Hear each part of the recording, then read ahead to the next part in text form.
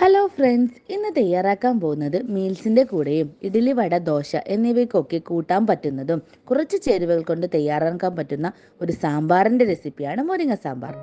നല്ല ടേസ്റ്റുള്ള സാമ്പാറാണ്. വീഡിയോ ഇഷ്ടമായാൽ ലൈക്ക് ചെയ്യാനും സബ്സ്ക്രൈബ് ചെയ്യാനും മറക്കല്ലേ. ഇനി പെട്ടെന്ന് തന്നെ വീഡിയോയിലോട്ടേക്ക് പോകാം.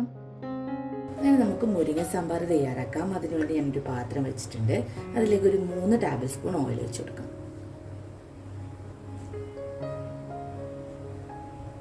ഓയിലൊന്ന് ചൂടായി വരുന്ന സമയത്ത് ഒരു 1/2 ടീസ്പൂൺ കടുക് ഇട്ട് കൊടുക്കാം. കടുകൊന്ന് പൊട്ടി വരുമ്പോൾ 1/2 ടീസ്പൂൺ ചെറിയ ജീരകം, ഒരു 3 കായ്മുളക് കീറിയത്,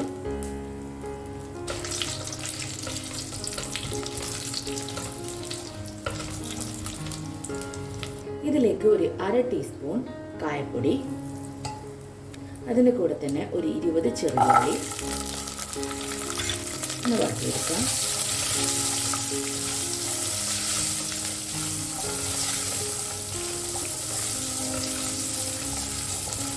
ചെറിയുള്ളി കട്ടൊന്നും ചെയ്യണ്ട, ഈ രൂപത്തിൽ തന്നെ ഇട്ടാൽ മതി.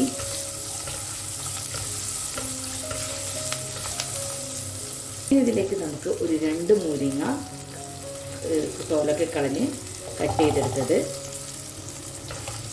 ഇതൊരു 3 മിനിറ്റ് നേരം നമുക്കൊന്ന് വാട്ടിയെടുക്കാം.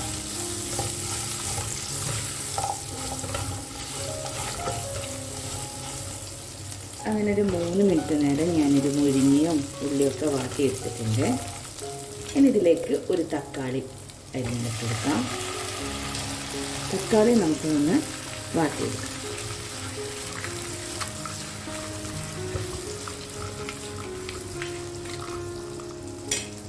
അങ്ങനെ തക്കാളി ചെറുതായിട്ടൊന്ന് വാടിയിട്ടുണ്ട്. ഇനി ഇതിലേക്ക് നമുക്ക് പൊടികൾ ചേർത്ത് കൊടുക്കാനുണ്ട്. പൊടികൾ ചേർത്ത് കൊടുക്കുന്നതിന് നിങ്ങൾ ലോ ഫ്ലെയിമിൽ വെച്ച് കൊടുക്കണം.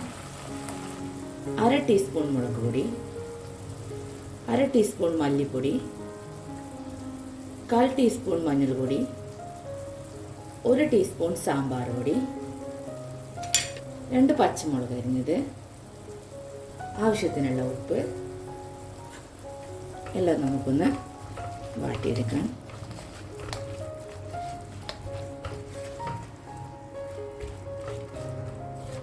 ഇനി ഇതിലേക്ക് നമുക്കൊരു 1/4 കപ്പ് പുളിവെള്ളം ഒഴിച്ചു കൊടുക്കാം. 2 കപ്പ് വെള്ളം ഒഴിക്കാം.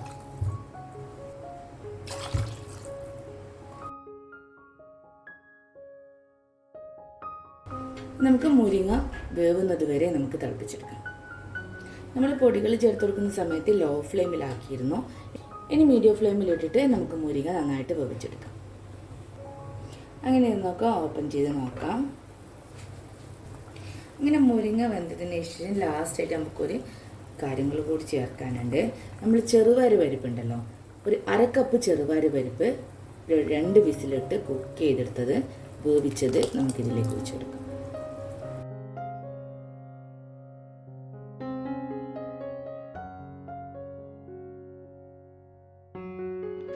ഇനി ഇതിലേക്ക് കുറച്ച് കറിവേപ്പില, കുറച്ച് മല്ലിയില, ഇതൊന്ന് ഇളക്കിയിട്ട് നന്നായിട്ട് തന്നെ ഒന്ന് തിളപ്പിച്ചെടുക്കാം.